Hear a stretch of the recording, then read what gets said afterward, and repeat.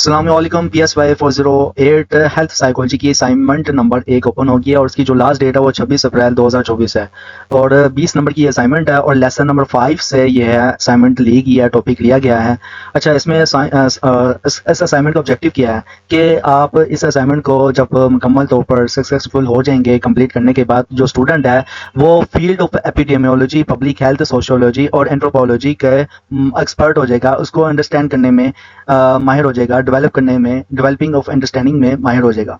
अच्छा, इसका जो अहम किरदार होता है एपिडेमियोलॉजी, पब्लिक हेल्थ और सोशियोलॉजी और एंथ्रोपोलॉजी का, इसका कहाँ पे प्ले किया जा सकता है, कहाँ पे इसका रोल होगा हेल्थ साइकोलॉजी में, हेल्थ इश्यूज को आइडेंटिफाई करने में। इन चार फील्ड्स को वो जो स्टूडेंट है वो इजीली काबिल हो जाएगा इन चार फील्ड्स को समझने के बाद हेल्थ इश्यूज को एड्रेस करने में हेल्थ साइकोलॉजी में। ओके, यहाँ पे बताया गया है कि प्यारे जो तालिब इल्म, यहाँ पे आप interdisciplinary nature of health psychology को लेकर डिफरेंट जो फील्ड्स हैं like that epidemiology, public health, sociology और एंथ्रोपोलॉजी है, इनको आप कंसीडर करें और कंसीडर करने के बाद जो लेक्चर में डिस्कस किया गया है, आपने इस असाइनमेंट में जो चार यानी कि चंद जो सिनेरियो दिए गए हैं, इनको आपने प्रेजेंट करना है यूनिक हेल्थ रिलेटेड चैलेंज पे। आपने यूनिक हेल्थ रिलेटेड जो चैलेंज है उनको साथ आपने प्रेजेंट करना है, मतलब कि रैशनल में, जो रैशनल वाला कॉलम है। ओके, आगे बताया गया है your task is to identify the appropriate, यानी कि आपका जो टास्क है वो आइडेंटिफाई करना अप्रोप्रिएट फील्ड, मतलब कि किस फील्ड से ये सिनेरियो ताल्लुक रखता है। जैसे कि नीचे अगर मैं स्क्रॉल डाउन करूं तो यहाँ पे सिनेरियो दिया गया है, तो ये आपने आइडेंटिफाई करना है। पहला जो टास्क है कि आइडेंटिफाई करना है कि किस फील्ड से ये सिनेरियो ताल्लुक रखता है, एपिडेमियोलॉजी से रखता है, सोशियोलॉजी से रखता है, या एंथ्रोपोलॉजी से रखता है, या फिर पब्लिक हेल्थ से रखता है ताल्लुक।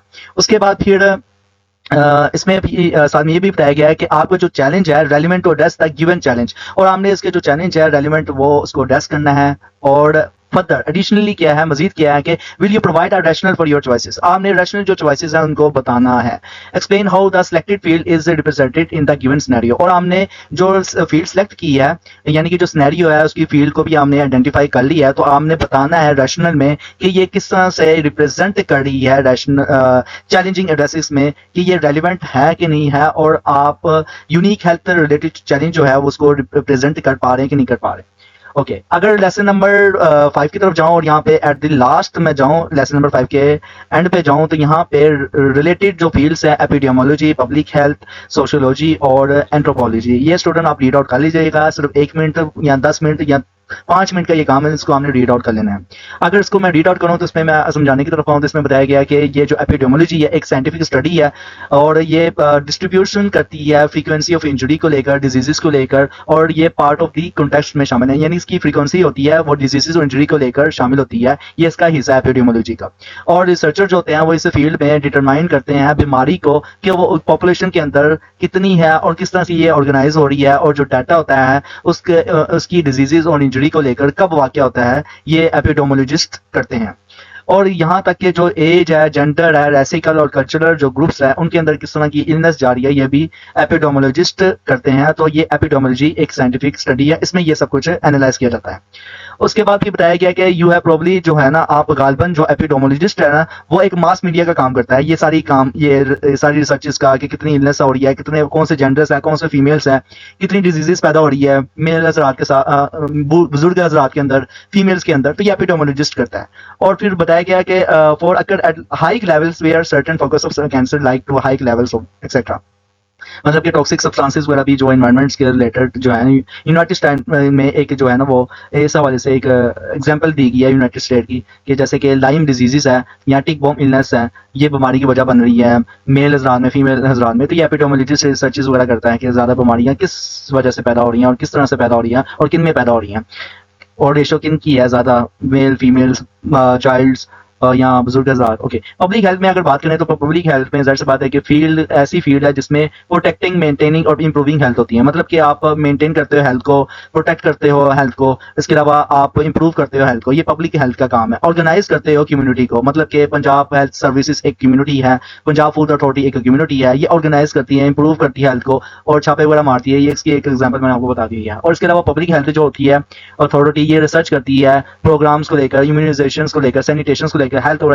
हेल्थ एजुकेशन को अवेयर करती है, हेल्थ एजुकेशन प्रोवाइड करती है, अवेयरनेस लोगों के अंदर पैदा करती है, और ये कम्युनिटी हेल्थ सर्विसेज भी देती है। अच्छा, इस फील्ड में जो हेल्थ की जो स्टडीज होती हैं वो ज़्यादातर बीमारी को लेकर होती है कि अगर इस वजह से बीमारी पैदा हो रही है तो फिर पब्लिक हेल्थ क्या कहती है कि जैसे कि डेंगी एक बीमारी, डेंगी एक डिजीज अगर पैदा होती है तो पब्लिक हेल्थ सर्विस एक्टिव हो जाती है, वो भी कम्युनिटी बनाती है कि घर घर जाके आप सर्वे करें, लोगों को अवेयर करें और चेक करें कि कहीं वो पानी तो नहीं साफ अपने गमलों में, अपने जो दूसरे जो है चीजें उनमें तो नहीं खड़ा कर रहे हैं, अगर खड़ा कर रहे हैं तो उनको कहें कि गिरा दें, पानी ज्यादा एक दिन से ज्यादा आप ना रखें। तो ये पब्लिक हेल्थ सर्विसेज वाला जो है प्रोवाइडर वो करते हैं। सोशियोलॉजी की अगर बात करें तो फिर इसमें अब जाहिर सी बात है कि मेडिकल सोशियोलॉजिस्ट जो होते हैं वो एक सब फील्ड इसमें आती है। इसमें अब factors mass media, population growth और एपिडेमिक इंस्टीट्यूशंस वगैरह शामिल होते हैं, और इनका क्या काम होता है कि डिस्ट्रीब्यूशन ऑफ इलनेस को लेकर, सोशल रिलेशनशिप को लेकर इनको शामिल करते हैं एक किस्म का जो है ना फैक्टर्स ऑफ हेल्थ केयर करना, उसको डेवलप करना, ये सोशल इकोनॉमिक फैक्टर्स में ये सारा काम होता है।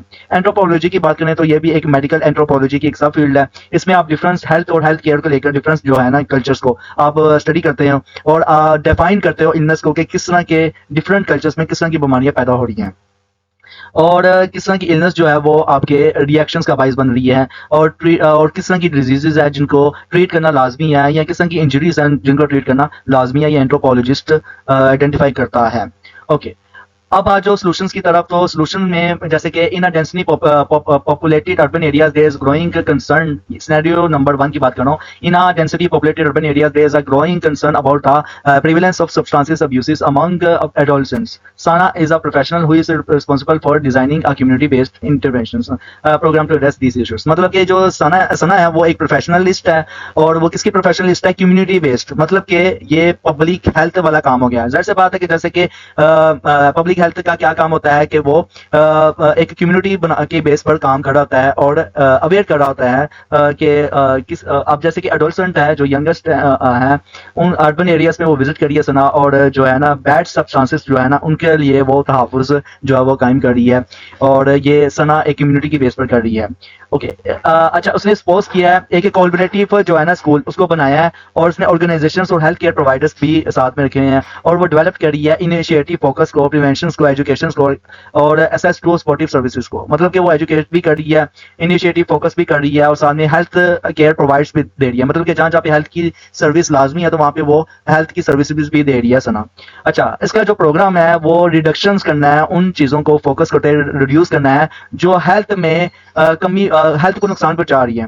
तो सना का ये मेन फोकस है, ये मेन प्रोग्राम है, और ये कम्युनिटी जो है एक एम्पावरमेंट कर रही है। तो जो पहला जो आइडेंटिफाई फील्ड है वो पब्लिक हेल्थ है।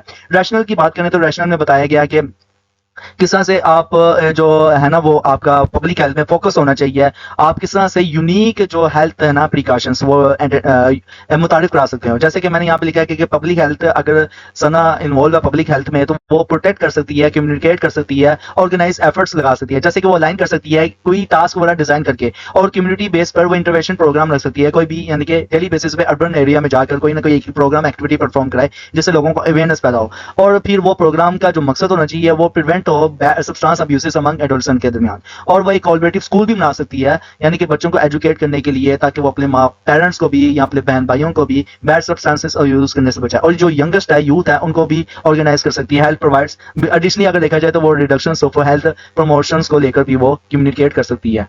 तो ये आप अपनी वर्डिंग में कुछ भी बयान कर देना कि सना यही है जो यूनिक हेल्थ प्रिकॉशंस है ना ये पब्लिक हेल्थ में इस्तेमाल कर सकती है, जिससे क्या हो कि प्रिवेंशन हो सब्सटेंस अब्यूजेस का अर्बन एरियाज में।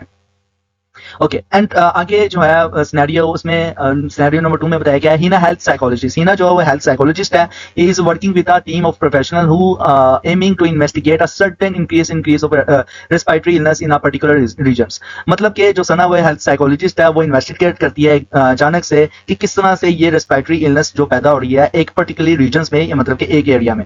अब इसके लिए क्या करती है, she has gathered collective data, वो डाटा को कलेक्टेड करती है और टारगेट करती है एक पॉपुलेशन को। अब वो पॉपुलेशन जो होती है वो एक मखसूस एरिया, मखसूस इलाके की पॉपुलेशन हो सकती है, और उसका जो पर्पस है हीना का, वो क्या करती है कि उसका ऑब्जेक्टिव ये है कि वो इन्वेस्टिगेट करती है डिस्ट्रीब्यूशंस को और फ्रीक्वेंसी को लेकर, और इलनेस जो होती है ना उनकी बीमारियों को लेकर डिवाइड करती है। अब देखो इसमें जो है ना frequency of the illness word इस्तेमाल किया गया, इससे आपको इजीली अंदाजा हो गया है, अंदाजा हो जाना चाहिए जैसे कि वर्ड जो है फ्रीक्वेंसी इस्तेमाल किया गया था एपिडेमोलॉजिस्ट में। यहाँ पे अब मुझे ये देखो frequency of disease and injury, मतलब आप फ्रीक्वेंसी जान रहे होते हो। अब वो क्या क्या एक खास पॉपुलेशन को उसने टारगेट किया है कि मेल हजरात में या फीमेल हजरात में है, ठीक है, पॉपुलेशन में कोई भी पॉपुलेशन की जेंडर जो है ना वो शामिल हो सकते हैं। तो उसने फ्रीक्वेंसी जानने के लिए, इलनेस को जानने के लिए एक पॉपुलेशन को टारगेट किया है और वो इंटरेस्टेड है कि किस तरह से फैक्टर्स को जाहिर करे और साथ में डिटरमाइन करें कि किस तरह से ये इलनेस जो है वो पैदा हो रही है, डिजीजेस पैदा हो रही है लोगों के अंदर एक स्प्रेडिंग मैनर के साथ। तो ये एपिडेमोलॉजी से ताल्लुक रखता है, ये जो फील्ड है एपिडेमोलॉजी, जो हिना है वो एपिडेमोलॉजिस्ट है, एपिडेमोलॉजी से ताल्लुक रखती है। अब हिना क्या जो है यूनिक हेल्थ प्रिकॉशंस या यूनिक हेल्थ जो है ना वो इस्तेमाल कर सकती है रैशनल्स में जो हकीकी के तौर पर एक्सेप्टेबल हो और जिन पे काम करना आसान हो हिना के लिए। सबसे पहले है कि वो स्टडी करेगी डिस्ट्रीब्यूशन फैक्टर्स को, फ्रीक्वेंसी और फ्रीक्वेंसी ऑफ डिस्ट्रीब्यूशन फैक्टर्स बना दिए कि कौन कौन से फैक्टर्स जो है उस पॉपुलेशन के अंदर है जो बाइस बन रहे हैं, वजह बन रहे हैं बीमारी का, इलनेस का या डिजीजेस का। ओके, आगे है frequency of diseases with population, मैंने टाइप किया है, मतलब कि कितनी रेशियो है, कितनी फ्रीक्वेंसी है, क्या वो मेल हजरात ज्यादा उस बीमारी का शिकार हो रहे हैं कि फीमेल बीमारी के ज्यादा शिकार हो रहे हैं, बच्चे ज्यादा शिकार हो रहे हैं या बूढ़ी औरतें या बूढ़े बुजुर्ग हजरात वो ज्यादा शिकार हो रहे हैं। फिर फैक्टर्स जो है वो इन्वेस्टिगेट करेगी ही ना कि किस तरह से कौन सा फैक्टर किस तरह से फैलता है और जिसकी वजह से बीमारी इनके अंदर दाखिल हो रही है। और फिर वो इन्वेस्टिगेट करेगी ही ना कि किस तरह से जो ये रिस्पिरेटरी इलनेस है जो वो इनको अलाइन करेगी, जोड़ेगी और एपिडेमोलॉजिकल स्टडी करेगी कि अब एपिडेमोलॉजिकल जो स्टडी करता है ना वो भी उसके भी एक साइंटिफिक मेथड है, प्रोसीजर्स है मुकम्मल, तो वो उसके मुताबिक वो स्टडी करेगी। उसके बाद फिर वो कलेक्ट करेगी डाटा को, फिर अपनी जो पोटेंशियली तौर पर उसको एक्सप्लोर करेगी लोगों के अंदर। जाहिर वो तो पब्लिक हेल्थ वाले करेंगे, लेकिन ये जो रिपोर्ट है वो फिर हिना पब्लिक हेल्थ वालों को भी देगी। ये भी आप लिख सकते हैं, लेकिन ये है कि इसमें मैंने अपने तौर पर यह है कि वो डिटरमाइन करेगी इलनेस इस वजह से पैदा हो रही है, वो जाहिर करेगी इस वजह से पैदा हो रही है। उसके अलावा वो एपिडेमोलॉजिकल जो प्रिंसिपल है वो भी अप्लाई करेगी और अंडरस्टैंड करेगी कि हेल्थ इश्यूज इस वजह से थे और इस वजह से पैदा हो सकते हैं मजीद, तो ये एपिडेमोलॉजिकल प्रिंसिपल के तहत ही जो है वो हिना करेगी। उसके बाद सिनेरियो नंबर 4 में जो है वो in an urban neighbourhood characterised by high levels of poverty and social inequality, there is a noticeable disparity in access to healthcare services, मतलब कि अर्बन एरियाज में करीब ही एक हाई लेवल की जो है वो गुर्बत है और सोशल इनइक्वालिटी है, मतलब कि मेल और फीमेल जो है वो बराबर नहीं है अर्बन एरिया में, ये कंसिडर किया जा रहा है। इसके अलावा नोटिस किया जा रहा है कि वो डिस्पैरिटी है, किसकी डिस्पैरिटी है वो यानी कि इनइक्वालिटी की, और हेल्थ केयर जो सर्विसेज है उसको भी असेस करना वो भी एक डिस्पेयर है अर्बन एरिया में। अब क्या है कि एज अ हेल्थ साइकोलॉजिस्ट आप इंटरेस्टेड हो सोशल डिटरमाइन ऑफ हेल्थ को लेकर, और मारिया जो है वो स्टडी करती है, एग्जामिन करती है impact of socio economic factors को। अभी यहाँ पे socio economic factors and health outcomes word इस्तेमाल किया गया है, इसका मतलब ये सोशियोलॉजी से ताल्लुक रखती है ये फील्ड। मारिया जो है वो सोशियोलॉजी फील्ड से ताल्लुक रखती है। Okay, she aims to investigate how come inequality, यानी कि उसका मकसद है वो इन्वेस्टिगेट करना चाहती है कि ये इनइक्वालिटी अर्बन एरिया में किस वजह से है और इनइक्वालिटी कहाँ पे है, या इंश्योरेंस वो क्या लैक ऑफ इंश्योरेंस कवरेज, मतलब कि कुछ लैक ऑफ इंश्योरेंस कवरेज की वजह से है, limited access of health care facility की वजह से है और डिसपेरिटी ऑफ हेल्थ आउटकम्स की वजह से है। तो जो मारिया है ना वो इन चीज को अब इन्वेस्टिगेट करने के लिए रेडी हो गई है। उसके बाद वो सर्वे के जरिए इंटरव्यू करेगी, मतलब एक अर्बन एरिया में विजिट करेगी, 1 by 1 होम विजिट करेगी, और उसके बाद वो एक खास ग्रुप जो है ना उसको भी वो टारगेट करेगी और जो डाटा है ना वो उसे आइडेंटिफाई करेगी। मतलब कि उसने 2 ग्रुप बना लिए कि मेल और फीमेल को हमने उनसे पूछना, इंटरव्यू करना है, सर्वे करना है कि आपको कौन कौन सी फैसिलिटी मिल रही है, कौन सी फैसिलिटी नहीं मिल रही, कहाँ पे आपको हेल्थ की फैसिलिटी मिल रही है, कहाँ पे नहीं मिल रही। इसी तरह मेल हजरात से भी पूछा जाएगा, फीमेल से हजरात से भी पूछा जाएगा। उसने 2 ग्रुप सपोज मारिया ने बना लिया है सर्वे करने के लिए। उसके बाद फिर क्या है कि वो जो मारिया है वो एनालाइज यानी कि you analyse explore the role of social structure. अब इसमें यानी कि एक किस्म का ना आपको कहा गया है कि आप एनालाइज करें कि कौन सा जो रोल ऑफ स्ट्रक्चर है वो इसमें इंप्लीमेंट हो रहा है, कल्चर कौन से इंप्लीमेंट हो रहे हैं, और एंड इंस्टीट्यूशन पॉलिसी कौन सी वो जो हेल्थ को शेप में लाए, और disparities health care seeking behaviours, और जो डिस्पेरिटीज हैं हेल्थ केयर सीकिंग बिहेवियर्स को उनको डिस्पेयर करे, मतलब कि खत्म करे, ना जाहिर करे। ओके, ये सोशियोलॉजी फील्ड से ताल्लुक रखती है मारिया। ये सिनेरियो जो है ये सोशियोलॉजी फील्ड से ताल्लुक रखता है। अगर अब इसकी बात करें रैशनल्स में, मतलब कि कौन कौन से आप यूनिक हेल्थ जो है वो आप इस्तेमाल कर सकते हैं, प्रिकॉशंस इस्तेमाल कर सकते हैं। अब जो है ना assumptions इस्तेमाल कर सकते हैं, रैशनल assumptions जो इजीली अप्लाई किए जा सकते हो। सबसे पहले कि सोशल एग्जामिन सोशल स्ट्रक्चर जो है वो जो है ना वो आप इम्प्लाई कर सकते हैं। कल्चरल नॉर्म जो है मतलब कुछ अर्बन एरियाज में कल्चर्स बहुत ज्यादा होते हैं, मतलब कि ये कुंभो बरादरी से है, ये सुनहरी बरादरी से है, ये फला बरादरी से है। तो ये कल्चर्स की डाइवर्जेंस की वजह से भी समटाइम जो हेल्थ इश्यूज है ना मेल और फीमेल्स में भी आ जाते हैं। कुछ मेल हजरात फीमेल्स को ज्यादा इग्नोर करते हैं इस हवाले से। ये भी अब कल्चर नॉर्म्स पे डिपेंड करता है। और उसके बाद इंस्टीट्यूशन पॉलिसी इन्फ्लुएंस, आप कोई ऐसी इंस्टीट्यूशन पॉलिसी भी वहाँ पे अगर वहाँ पे इंस्टीट्यूशन है तो उसकी पॉलिसी में ये शामिल करें कि वो हेल्थ को लेकर आउटकम्स जो है वो बनाए, जिससे हेल्थ केयर को लेकर एक सीकिंग बिहेवियर जो है बन सके। और मारिए को स्टडी करनी चाहिए साथ में कि वो एग्जामिन करे कि impact of social economic factors वो किस तरह से आउटकम्स अर्बन एरिया पे कैरेक्टराइज हो सकते हैं। और पुवर्टी जो है, गुर्बत ज्यादा जो लोग हैं उनको इनइक्वालिटी फेस करनी पड़ी है, वो इक्वल हो सकते हैं हेल्थ केयर के मामले पर भी। उसके बाद फिर वो जाहिर करे मारिया कि किस तरह से इनइक्वालिटी जो है वो लैक ऑफ कवरेज इंश्योरेंस का बाइस बनती है। इसके लिए वो क्या है कि वो लिमिटेड हेल्थ केयर फैसिलिटीज को रखेगी, मतलब कि limited care health care facility को असेस करने से ये होगा कि इनइक्वालिटी खत्म हो जाएगी, लैक ऑफ इंश्योरेंस खत्म हो जाएगी। इसलिए limited access to health care facility रखने से, कवर करने से ये जो है ना रोल ऑफ इनइक्वालिटी ये भी खत्म हो जाएगा। आगे वो जो मारी है ना वो एड्रेस करे सोशल डिटरमाइन ऑफ हेल्थ को, जिससे क्या होगा कि उसका की फोकस हो जाएगा सोशियोलॉजिकल सर्च को। ओके, आगे है सिनेरियो नंबर 4। इसमें बताया गया कि Ayesha is conducting research in a rural village. Ayesha जो है वो एक रूरल विलेज में एक रिसर्च जो है वो रखने लगी है। इसके लिए क्या है वो करती है, वो inhabited bye indigenous tribes and distinct culture traditions. इसके लिए वो एक इनहेबिटेड जो है ना वो कल्चर्स को, ट्राइब्स को, कबीले को टारगेट करती है। और इसके लिए वो डिस्टिंक्ट कल्चर ट्रेडिशंस जो है ना वो साथ में रखती है। और उसका जो यकीन होता है वो and believes regarding children practice, और उसका जो बिलीफ है वो चिल्ड्रन को लेकर प्रैक्टिस करना है। और ही focus is an on understanding culture perceptions. अच्छा, उसका जो फोकस है वो कल्चर परसेप्शंस को लेकर समझना है आयशा का। और and practice related to pregnancy and child birth. और उसका साथ में ये भी पर्पस है कि वो किस तरह से उस कबीले के अंदर चाइल्ड बर्थ को लेकर, प्रेगनेंसी को लेकर किस तरह से प्रैक्टिस की जाती है। मतलब कि जो इनिशियल जो बुनियादी चीजें होती हैं बच्चे को एक चाइल्ड बर्थ, माँ को एक चाइल्ड बर्थ के दौरान वो उसको मिलती है कि नहीं मिलती, तो वो प्रैक्टिस करिए रिलेटेड प्रेगनेंसी को और चाइल्ड बर्थ को लेकर इस कम्युनिटी, अपनी एक कम्युनिटी के साथ। और वो पार्टिसिपेट करती है, ऑब्जर्व करती है, पार्टिसिपेट ऐसे करी है कि ऑब्जर्वेशन के लिए साथ वो पार्टिसिपेट करी है। और वो इंटरव्यू करी है एक अपने कम्युनिटी मेंबर्स के साथ, उस कबीले का। और वो एक्सप्लोर करती है ट्रेडिशनल बीइंग के रिचुअल्स को, मतलब कि वो उसने पता लगा लिया है कि एक ट्रेडिशनल जो बर्थिंग रिचुअल्स है या मैटरनल जो केयर है वो प्रैक्टिस हो रही है। और and the role of traditional birth attendance जो है वो भी इसमें शामिल है। अच्छा, अब वो क्या करती है आयशा, वो नहीं बल्कि आयशा नहीं, इसमें बताया गया कि यू डॉक्यूमेंट कल्चर नॉर्म्स। अब हम इसमें हमारा क्या काम है कि हमने कल्चर नॉर्म्स को डॉक्यूमेंट करना है। चाइल्ड बर्थ को लेकर क्या क्या बिलीफ्स पैदा हो सकते हैं, स्पिरिचुअल प्रोटेक्शंस क्या क्या हो सकती है चाइल्ड बर्थ को लेकर, माँ जब एक बच्चा पैदा करी हो तो स्पिरिचुअल प्रोटेक्शंस क्या क्या हो सकती है, हर्बल रेमेडीज और क्या हो सकती हैं, जो हर्बल मेडिसिन है, यूनानी जो मेडिसिन है उनको इस्तेमाल की जा सकती है, नहीं की जा सकती। तो ये बच्चा जब माँ जन्म रही होती है या फिर ड्यूरिंग द प्रेगनेंसी के दौरान या आफ्टर प्रेगनेंसी के बाद कौन हर्बल यूज की जा सकती है, मेडिसिन रेमेडीज वगैरह, हर्बल मेडिसिन या हर्बल रेमेडीज। उसके बाद कम्युनिटी सपोर्ट नेटवर्क जो है वो हमने यानी कि ब्रीफ करना है रैशनल में। ओके, एंथ्रोपोलॉजी, जैसे कि अगर बात की जाए एंथ्रोपोलॉजी का मकसद यही होता है कि वो ह्यूमन कल्चर्स को, एक खास फील्ड को टारगेट करता है। और वो टारगेट करता है कल्चर्स को लेकर, ट्राइब्स को लेकर, या फिर एक खास किस्म के डिफरेंट एग्जामिन्स के लिए। तो ये जो फील्ड सिनेरियो नंबर 4 है ये एंथ्रोपोलॉजी से ताल्लुक रखता है। इसमें सामने ये भी बताया गया कि मैंने जो रैशनल में जो ब्रीफ किया है बहुत आसान है, आप अपनी वर्डिंग में बयान कर सकते हो स्टूडेंट्स। एंथ्रोपोलॉजी जो है वो एक किस्म की खास फील्ड है, मेडिकल एंथ्रोपोलॉजी। इसमें जो है वो स्टडी किया जाता है कल्चर बिलीफ्स को लेकर और प्रैक्टिसेस को लेकर। आपके कल्चर में जैसा बिलीफ्स होगा उस तरह की प्रैक्टिसेस होंगी। आपका कल्चर जितना डिसबिलीव होगा या फिर आपके कल्चर में अगर अखलाकियात से गिरे अगर बिलीफ होंगे तो उस तरह की भी आप प्रैक्टिस करेंगे।